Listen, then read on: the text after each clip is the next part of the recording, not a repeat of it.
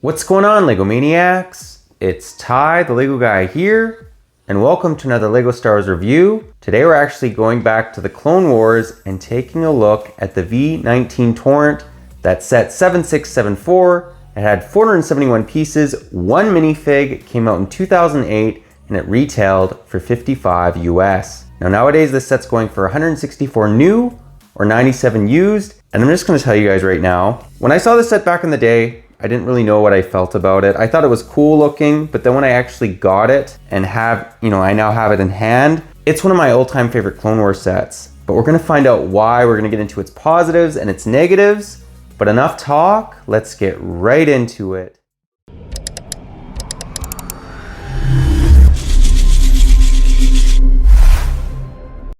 And to start us off, we'll begin by actually taking a look at the box art. I was fortunate enough to get this along with the ship since I did buy it used.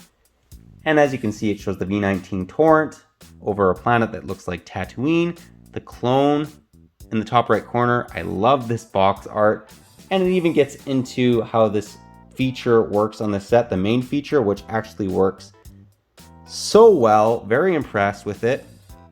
On the side of the box, talks about the LEGO Club. That's kind of dating this for sure. And then back here it gets into some other features that it has, like flick fire missiles that actually are kind of more so, like it kind of has a mechanism which we'll take a look at, along with the cockpit, how it works there, and again that main feature of how the ship moves from landed mode into flight mode.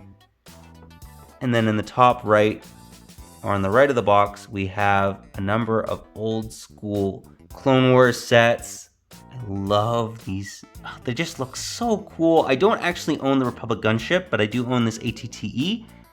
And it actually is a very nice looking model. And I don't own the Magna Guard Starfighter, but yeah, some nice sets. Then on the side of the box, again, it just shows the front of the box again. On the top, shows off the clone trooper. And then on the bottom, it actually gets into one of its features, which actually works really well as well. Let's now take a look at the set itself. And to start us off, we'll give you guys a 360 view of the fighter. And it's actually relatively sizable. Like this set is about a foot tall, nearly a foot tall, or about a third of a meter in height. Look at those engines. Looks so good. It's a very, very interesting fighter. Has a lot of Technic in the interior, but it wouldn't work if it didn't have it. So I'm okay with it, and it works really, really well. Let's now break it down area by area. And the first location that we'll take a look at is going to be the cabin. And I have to say how they kind of designed this cockpit piece with the window and how it opens is better than any set I've ever seen. I'm gonna show you guys how you kind of work it. So you can just pull it out like so and literally raise it. That is so well done. You guys, a little bit closer look at the interior. You can see that it has a nice little computer piece along with an area for the clone to sit. You can even fit his blaster in there, and you can actually remove him very easily. It's not going to stick like so. And again, this just works so smart. Very, very well designed. But now what we're going to show you guys is how these wings kind of unfold. It's one of the best features I've ever seen on a LEGO Star Wars set. Let's get into it. And how it sort of works is you see this little pin back here. Technic pin. Well, what we're going to do is literally push this back like so.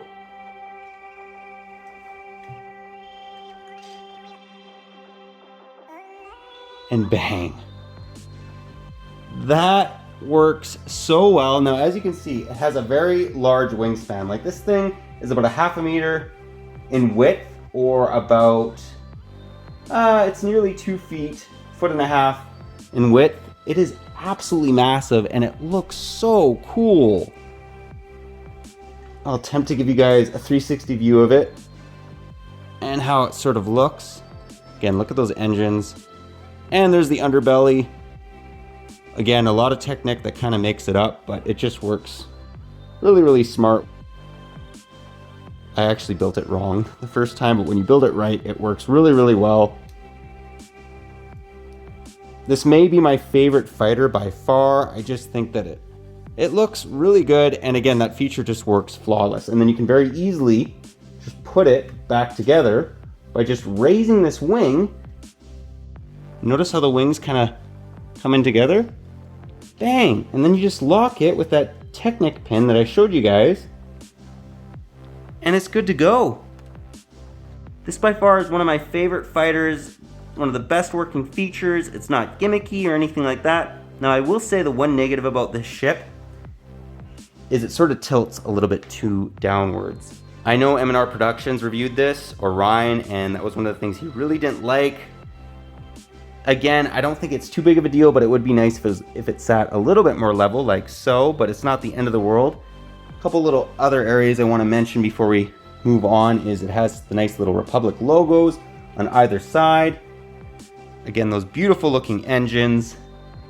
Overall, this is just such a nice looking ship. It does have a number of stickers, but fortunately I bought this used and they were applied relatively straight. So, good job on the seller.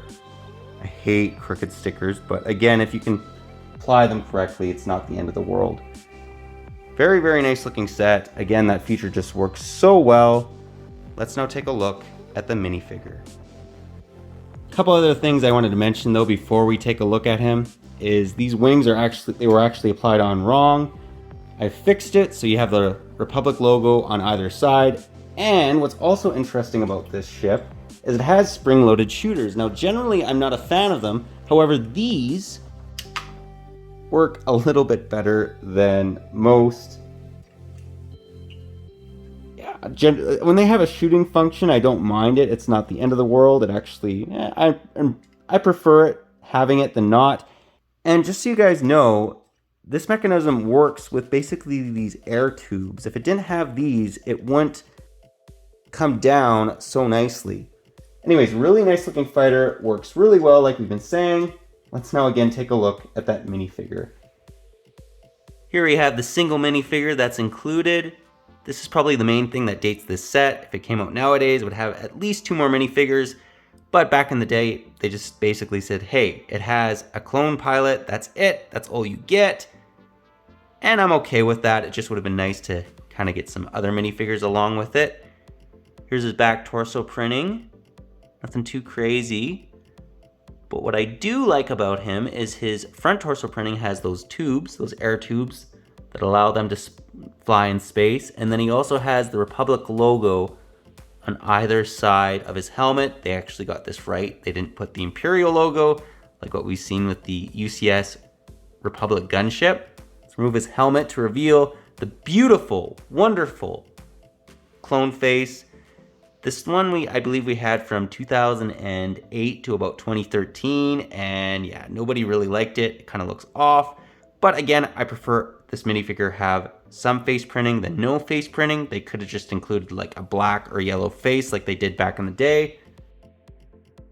Nice looking minifigure though. He doesn't look too dated by today's standards. Let's now get into the end of the review and get my final thoughts.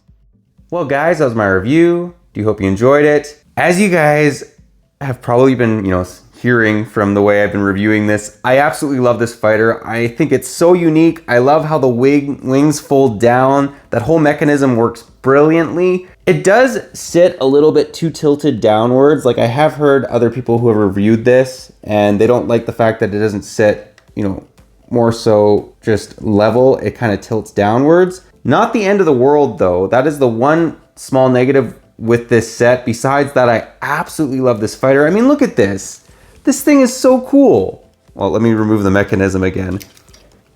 That just looks so sleek, and I'd love to, I'd love to have a number of these, maybe make a fleet of them. They are kind of expensive, but if you guys can get this set for a good deal, go and buy it. You won't regret it. I mean, look how sleek that thing is.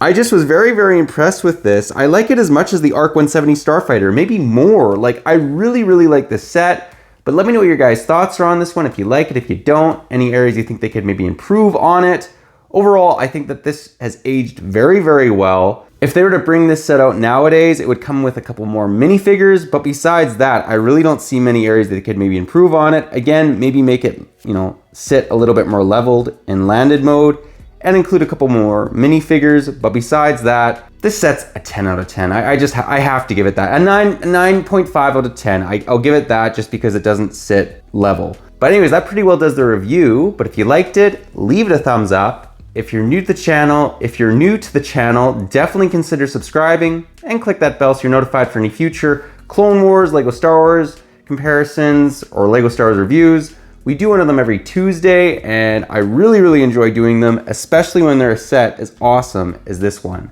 But that's all I got for you again. But thanks again for watching, and I'll catch you on the next one.